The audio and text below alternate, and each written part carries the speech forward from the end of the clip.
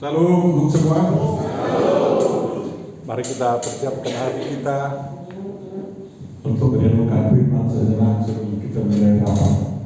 Tundukkan panitia kita ya. Penyertaan Tuhan kita butuhkan sekarang untuk itu. Terimalah penyertaan dari Tuhan. Kiranya damai sejahtera Allah yang melampaui segala akal memenuhi hati dan pikiranmu dalam mendengar, merenungkan dan memahami firman Tuhan kita. Amin. Bapak Ibu Saudara, kalau ada yang bawa kitab, mungkin ayat ini sudah sering direnungkan di ruangan ini, yakni Amos 5 ayat 24. Buka hafal sucinya.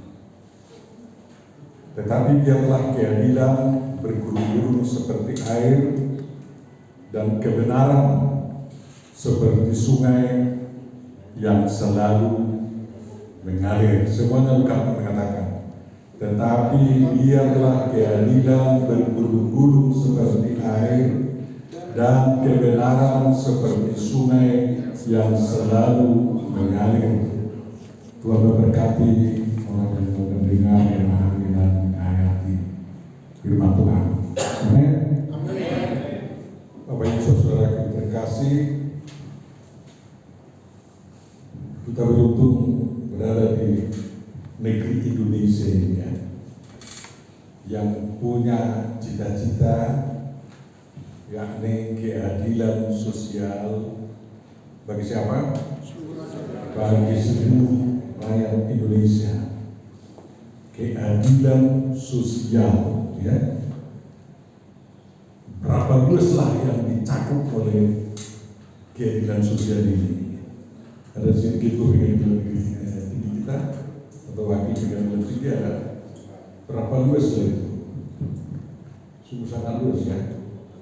Sewaktu adik saya masuk fakultas hukum, saya bilang sama dia, mungkin saya juga, saya bilang kalau pengetahuan dasar belajar hukum itu harus tahu hukum pidana, hukum perdata, hukum agama, hukum apa lagi, hukum dagang internasional, ya, dan banyak lagi hukum-hukum yang harus diketahui. Dan sungguh luar biasa kalau ada orang kita, anak Tuhan yang bisa berkepala semua itu. Kami yang pendeta-pendeta ini, perjanjian lama dan perjanjian baru gak ada yang berkepala. Tapi kalian bisa kan hafal kan kita hukum pidana? Hafal kan? Hukum perdata? Hukum internasional? Sama juga kita gak hafal semuanya. Tapi kita demi keadilan itu dari langit, dari surga, Tuhan membangunkan manusia untuk menciptakan teknologi yang luar biasa sehingga kita punya katalog elektronik, ya kan? Untuk semua hukum-hukum itu. Sehingga memang kalau kami seperti kami pendeta, kalau sudah ada katalog itu, koordinasi elektronik ya, hanya picit aja katanya sudah dapat kata-kata ayat dari sana. Saya kurang tahu di bidang hukum begitu ya. Artinya kalau orang tahu hukum, dia pasti mencari keadilan. Dan keadilan itu pasti tidak boleh sepihak, ya kan? Makanya simbol pengadilan kita selalu timbangan kan. Ada simbol itu yang miring atau yang datar semua? Halo, datar atau agak miring sedikit ini? Datar ya. Berarti yang sebelah kiri, yang sebelah kanan harus sama timbangannya, bukan hanya beratnya.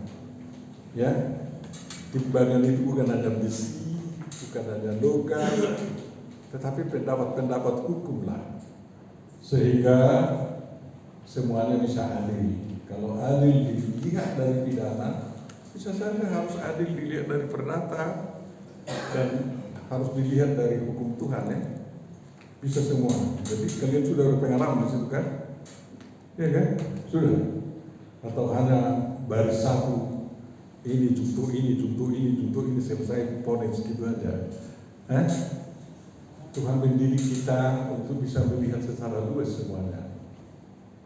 Ya kan? Jadi tentu saja kita harus bisa pasang itu untuk mencari keadilan.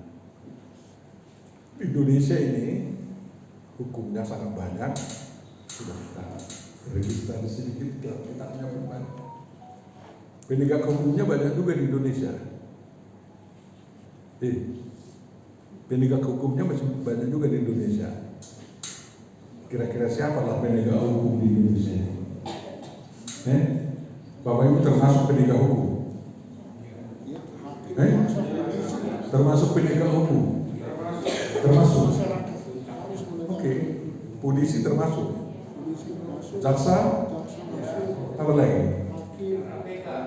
KPK? Apa lagi? Apa? BNN, Badan Narkotika Nasional. Mudah-mudahan saya anggotanya juga saya. Oke, apa lagi penegak hukumnya? Satpol PP. Satpol PP. Oke, apakah ini dulu? Apakah guru termasuk penegak hukum? Iya. Oke. Kalau guru tidak tahu hukum, apakah Bapak Ibu pernah mengajar guru? Tahu? Ini jangan lalaikan ya, itu pekerjaan ekstra. Jangan harus disuruh dari kantor baru latih guru kita anak Tuhan. Tahu hukum, jangan. Bukan dari gereja, di mana, di kampung. Saya mau mengajarkan hukum dari guru. Kalau orang tua, penegak hukum juga. Ya, betul. Berapa persen lah orang tua kita yang tahu hukum yang mau ditegakkan? Coba juga dulu, berapa persen? 100%. 100%. Hukum moral mereka tahu, hukum adat mereka tahu, ya. Apa? Hukum agama tahu. Sedikitnya yang semua untuk kehidupan yang baik orang tua kita tahu. Anak-anak penegak hukum juga. Oke, kalau anak-anak penegak hukum, apa yang kalian lakukan untuk anak-anak? Ya, pengalaman saya di luar negeri, pendidikan pertama untuk anak-anak adalah mencegah orang tuanya memperkosa dirinya. Ya, itu bayangkan ya. Jadi umur 5 tahun sudah dididik anak untuk mencegah orang tuanya memperkosa dirinya. Itu ditanamkan sangat kuat agar seorang putri, apalagi sudah berumur 12 tahun, berhak melawan orang tuanya. Jangan sampai terjadi kisah penyalahgunaan seksual di rumah. Misalnya, itu termasuk penegak hukum. Coba renungkan dulu sekarang dalam profesimu. Apakah sudah pernah Bapak Ibu mengajar anak-anak SD kita untuk itu agar jangan terlalu banyak perkosaan anak-anak di Indonesia? Siapa yang sudah pernah memberikan penerangan itu? Itu tangan aja, tidak usah harap. Ayo, siapa yang sudah pernah? Oke, pedagang itu penegak hukum kan? Pedagang ya? Pedagang, makanya ada hukum pedagang kamu semua. Nah, bagaimana pedagang menegakkan hukum? Ya harus menipu kan sehingga harga lebih beruntung atau enggak? Ya, di Indonesia ini jarang saya lihat para pedagang menentukan harga di pasar begitu ya. Misalnya di jeruk di pinggir jalan itu jeruk bikin 5.000 satu ikan ini ya. Sehingga orang harus turun dari mobil ya, bertawar-tawar habis waktu, sudah habis waktu untuk halal itu dan berguna, nggak adil itu ya. Tapi kalau dibikin faktur dari sini 5.000, orang dari sana jalan ya, 5.000 kita beli itu sana, siapkan 3 ke 5 ribu cap tarik gitu. Ayo. Mudah-mudahan hidupnya nggak ada yang busuk kan. Seperti di Parapat nggak ada yang busuk coba.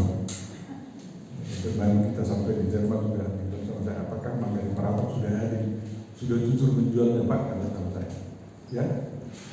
Jadi hampir semua kita adalah penegak hukum, bukan ada hakim. Ya. Hakim dari kata mana ini? Asal kata hakim dari mana? Hakam, apa itu artinya? Ya. Hakam itu artinya hikmah ya. Jadi kalau tidak ada hikmah seorang hakim, yakinlah tidak ada keputusan yang berhasil diputuskan dan selalu akan dianulir nanti. Jadi harus ada hikmahnya. Ya, jadi hikmah itu bersungguh-sungguh agar terus dia dipergumulkan oleh baca Amsal itu misalnya ya. Oke, makanya sewaktu Zerubbabel yang memerintah sungguh maju sebenarnya Israel Utara dibikinnya. Zerubbabel 2 maksud saya ya. Nah, maju secara ekonomi, secara daerah bisa diperluas. Tetapi Amos mengkritik dia bahwa kau tidak adil. Karena apa? Karena Raja Zerubbabel membiarkan orang-orang miskin semakin miskin. Dan bahkan orang miskin yang memikul negara kebanyakan. Sehingga Amos datang, kau harus dihancurkan katanya. Baca kitab Amos itu. Jadi dia katakan keadilan harus bergulung-gulung seperti air. Coba bayangkan, semua yang kita bilang penegak hukum tadi adalah seperti bagian dari hukum itu. Itu harus bergulung-gulung, ya, sampai orang bisa berselancar di sana. Coba bayangkan, ya, orang yang udah pernah ke Nias Selatan pergi melihat pantai yang bergulung-gulung luar biasa, Sorake itu, ya Pak, ya oke, itu yang terbagus di seluruh dunia dan galasnya bukan main. Tetapi demikian dilihat orang juga harus bisa berselancar di sana. Bayangkan ya, bahwa di dasar batu itu batu-batunya luar biasa, anginnya sangat kencang. Kalau tidak ada itu nggak ada tempat berselancar itu, ya. Jadi saudara-saudara selaku penegak hukum, jangan takuti ada ombak yang sangat besar.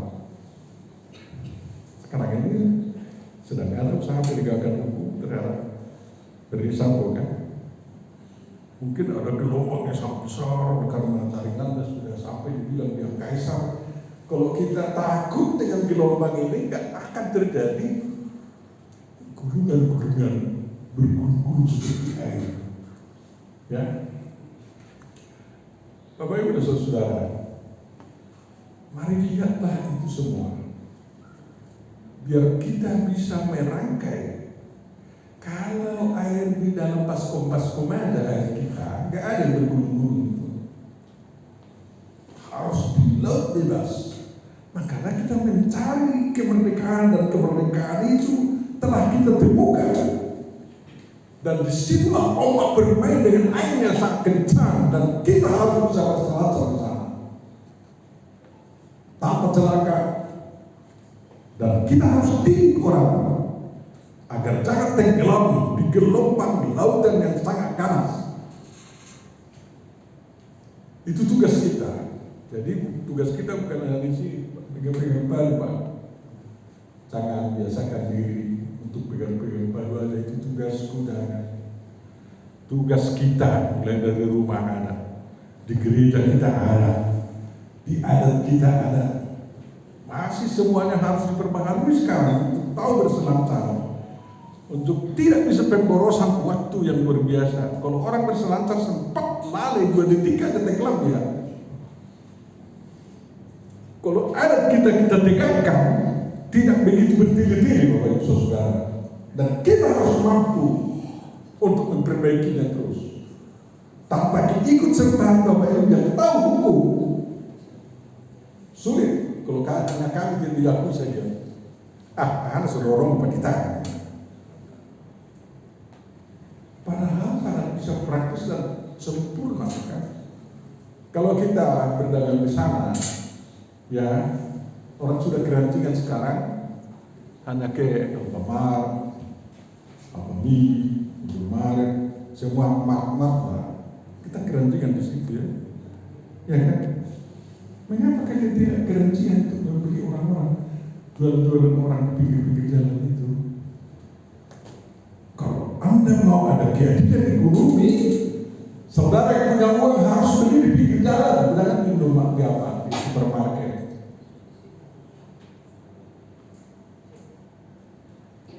Tahu saya kebodohan saya lihat ibu-ibu di situ jual sedikit kaku misalnya, mungkin hanya 5 ikat. Lalu dia bilang, ini Pak, tolonglah 2.000 satu ikat katanya. Untuk 5 ikat itu, apakah Bapak pernah kasih 100.000? Udah pulang lalu, ini 100.000. Sangat terkejut orang di situ. Padahal itu demikian dan demi anak-anak dan demi sukacita juga. Kalau orang miskin tidak mengalami sukacita seperti kita yang pernah mengalami sukacita, berarti belum ada keadilan sosial di negara kita. Siapa yang bikin mereka ikut sukacita? Sudah dari sejak Soekarno, pemberian subsidi BBM salah, tidak membuat orang miskin sukacita, membuat orang-orang kaya semua sukacita. Yang saya alami di Jerman, saya alami untuk mensubsidi orang miskin itu, kasih uangnya berapa belas jam 1 bulan? Oke, 5.000 euro. Oke, nah 5.000. Belanja kau dan harus ada kwitansi semua. Bisa kau habiskan 5.000 silakan. Kalau tidak bisa tabunganmu.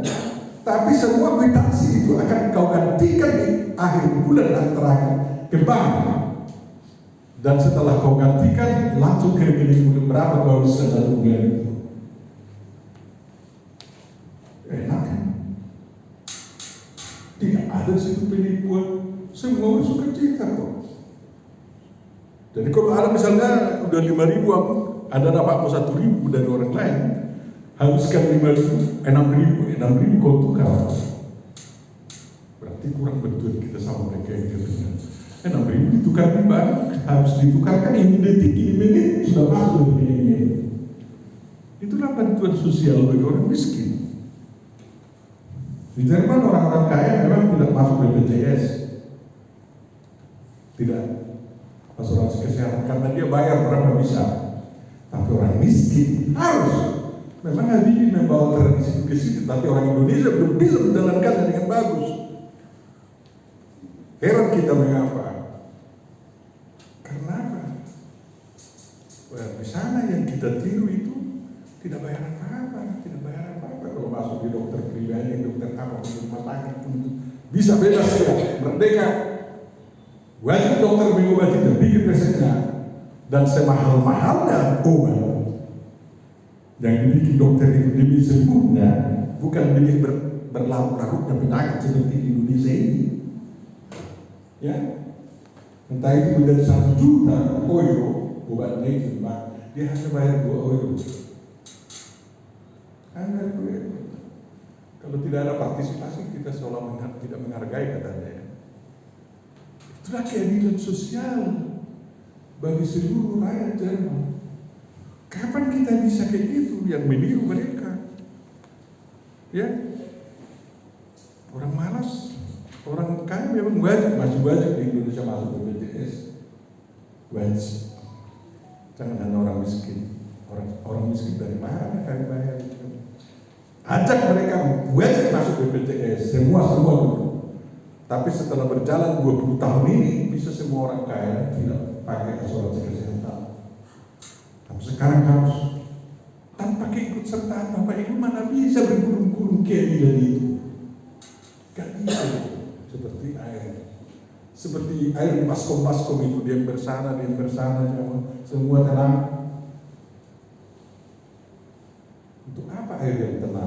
menghanyutkan. Ya kan?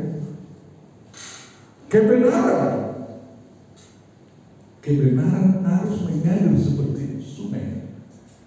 Tidak ada sungai yang airnya terputus-putus baru dikatakan mengalir. Itu sungai yang kering itu. Demikian juga kebenaran. Di Indonesia malu orang benar, malu orang jujur. Kenapa? Orang yang jujur di Indonesia dan yang hidup benar itu selalu sial. Kalau di negeri mana di sana yang adil makmur sana, kalau datang penghitung pajak rumah kita sekarang, dihitung oke pajakmu 1 tahun kira-kira 1.000 euro. Kita katakanlah 5 juta 1 tahun ini. Setelah 10 tahun lagi Pak, ketahuan ketetapan 5 juta 1 tahun pajak rumahmu itu salah itu. Aturan harus 3 juta kan? Karena pemerintah membayar itu 2 juta bersama anaknya, bersama bunganya dibayar. Makanya itu benar. Orang tidak peduli entah salah hitung sekarang. Salah hitung pun kau silahkan aja. Nanti 10 tahun lagi itu menjadi tabungan saya. Tapi di Indonesia, coba bayangkan kalau pemerintah membayar kepada keturunan saya kesalahan menghitung pada rumah saya. Bapakmu, rumahmu itu dulu salah dihitung pajaknya, kau mendapat sekarang selaku warisanmu. Siapa yang gak senang? Pastilah senang kan? Tapi bisakah Anda ciptakan begitu di negeri kita? Bisa kan? Harus semua seperti sungai mengalir kebenaran itu.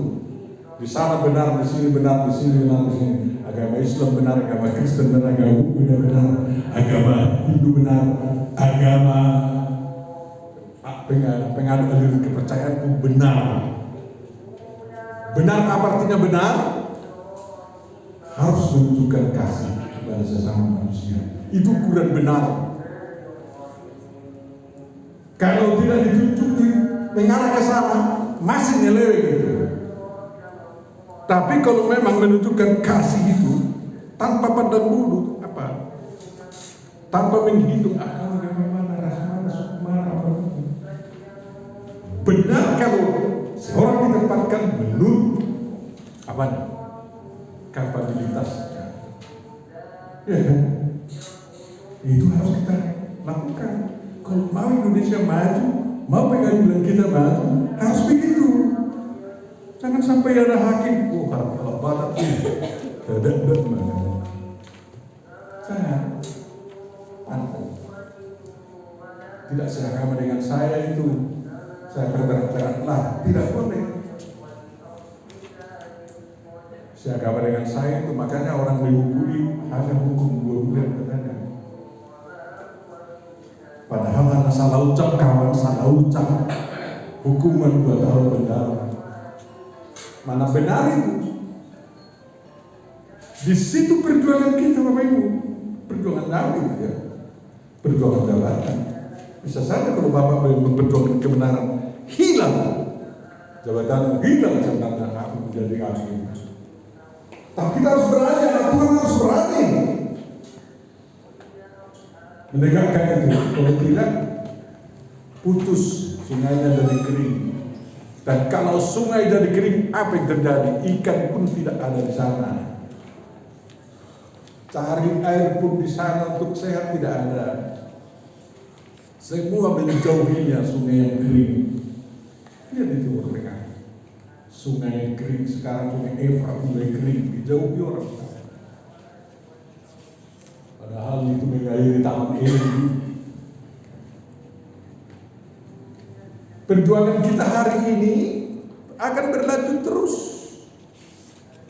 Coba bayangkan ombak di Sorake itu di dunia berlanjut terus sampai ribuan tahun lagi masih berlanjut terus. Tergantung kepada orang yang memanfaatkan semaksimal. Dan demikian juga kita Pancasila kita ini kalau kering, mana mau orang berpancasila? Bentar-bentar Pancasila, bentar-bentar Pancasila. Karena apa? Punglianya semua.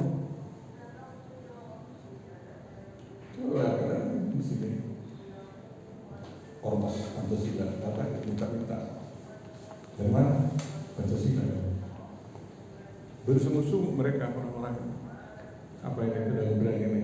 Bentar-bentar Pancasila. Akhirnya nggak mau orang berpancasila. Kapan akan kita pikirkan keadilan itu bergulung-gulung terus? Kalau di sini keadilan kering, mungkin suatu saat orang-orang kecil, orang-orang miskin akan dapatkan ini. Tidak peduli tak itu masuk atau apa. Kalau ngamuk rakyat kecil, mana ada bisa menghambat kok? Kan? Ada pemberontakan proletariat itu di Eropa, hancur semua Eropa ini. Pemberontakan orang miskin itu kan karena orang kaya tidak mau berkeadilan sosial. Tentara Merah di Jerman, Bapak Ibu Saudara, Tentara Merah itu terorisnya orang Jerman. Bapak tahu mereka kenal siapa pengusaha konglomerat yang sangat kaya yang tidak mau bersosial, itu yang dimatikan di rumah dan ditembak. Kalau konglomerat yang kaya raya, peduli rakyat sosialnya, dijaga dan sampai di situ itu. Begitulah kejamnya rakyat kalau tidak mengalami keadilan sosial di negeri kita suatu saat. Makanya kapanpun waktunya kita bertemu di situ, kita harus lakukan apapun, sedikit pun silakan, besar pun silakan. Kalau oleh besar-besar silakan.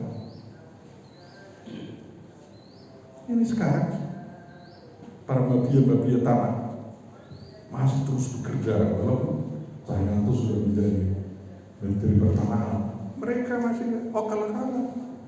Orang menelpon saya, Pak Pendeta, sediakan 5 juta uang sama kartu kredit. Akan dibikin sertifikat tanah sama kau. Tidak tahu di mana tanahnya. Tapi setelah 5 bulan ini, sertifikatmu akan ditebus 50 juta. Untuk apa? Itu semua akan dibikin menjadi tempat pembangunan ini. Mafia tanah masih terus bekerja. Itu menghayati semua orang miskin. Tidak gulungan-gulungan keadilan di bawah saudara, tapi itulah gulungan-gulungan maut yang mau menelan orang-orang yang terlindas dengan itu. Dan kebetulan masyarakat kita masih sangat banyak yang tidak tahu berselancar di gulungan-gulungan obat itu. Kita harus latih mereka, kita harus didik mereka. Makanya terus terang, entah apa yang menggerakkan saya harus berbagi ini sama Bapak Ibu, karena untuk menjaga bahwa ini ikutlah berpartisipasi masyarakat. Jangan cukupkan dirimu kerjakan mereka. Gulungan-gulungan itu harus dirasakan oleh rakyat sana, sehingga mereka tercelik. Ya, setelah tercelik harus diarahkan lagi agar jangan ngamuk, jangan seperti gelombang ombak yang menghancurkan seperti di lubang sana atau di mana-mana. Itu yang mau kita lakukan pada hari ini. Mudah-mudahan Natal kita yang akan datang juga menyadarkan orang untuk betul-betul mulai merasakan bahwa bangsa Indonesia sekarang ini mulai merasakan keadilan sosial bagi seluruh rakyat Indonesia. Ingat, Indonesia sekarang masih repot dengan ketuhanan yang Maha Esa. Ya, masih capek, masih repot dengan persatuan Indonesia. Ya, main-main orang dengan kerakyatan yang dipimpin oleh kebijaksanaan dan permusyawaratan perwakilan. Main-main kan semua DPR kita. Apalagi dalam hal kemanusiaan yang adil dan beradab dan keadilan sosial, kita masih nilai 3 dari nilai tertinggi seluruh. Ya. Firman Tuhan mengajak kita sekarang meningkatkan nilai itu agar rasa perikemanusiaan kita semakin tinggi dan keadilan sosial yang diceritakan itu semakin bisa terjangkau walau sedikit milih demi milih itu sudah sangat banyak oleh kita. Mari kita berdoa. Tuhan Bapa Surgawi, terima kasih atas Tuhan firman-Mu. Kami mohon Tuhan berkenan mempergunakan kami masing-masing untuk bisa hidup di dalam hubungan-hubungan keadilan itu, di mana kami cita-citakan keadilan sosial bagi seluruh Indonesia, dan menjadi bagian kebenaran-Mu, sehingga sungai kehidupan yang Kau alirkan itu tidak menjadi kering, tetapi dirindukan oleh manusia tanpa membedakan, dan juga semua yang bernapas merindukan minum air kehidupan yang daripada-Mu itu, dari sungai-Mu itu. Terima kasih Bapak. Mohon maaf dan mohon diampuni dosa kami kalau kami jatuh ke dalam dosa. Terima kasih dan sempurnakanlah doa kami ini. Kabulkanlah itu dalam Yesus Kristus Tuhan dan Juru Selamat kami. Amin.